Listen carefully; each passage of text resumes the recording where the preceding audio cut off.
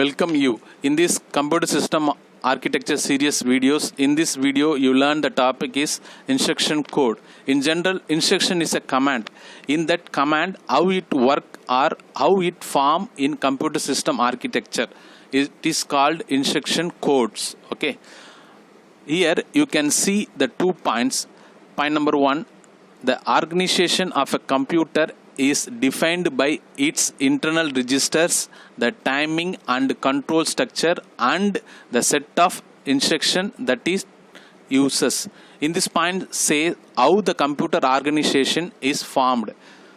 The internal organization of a digital system is defined by the sequence of micro operations it performs on data stored in its registers. The second point says how the instruction code to be executed. Okay, now you can see the 4 points.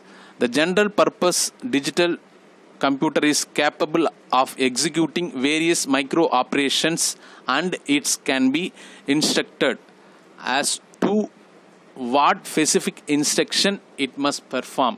In this point says how the instruction code performs. The user of a computer can control the process by means of a program.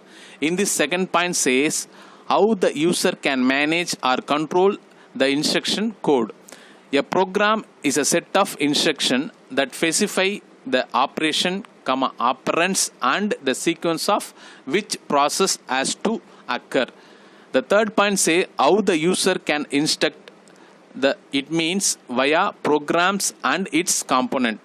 An instruction is a binary code that specifies a sequence of micro operations. The fourth point say what is instruction code is. In the single sentence we say the instruction code is an instruction is a binary code that specifies a sequence of micro operations. I hope now you can understand the instruction codes in computer system architecture. Thank you.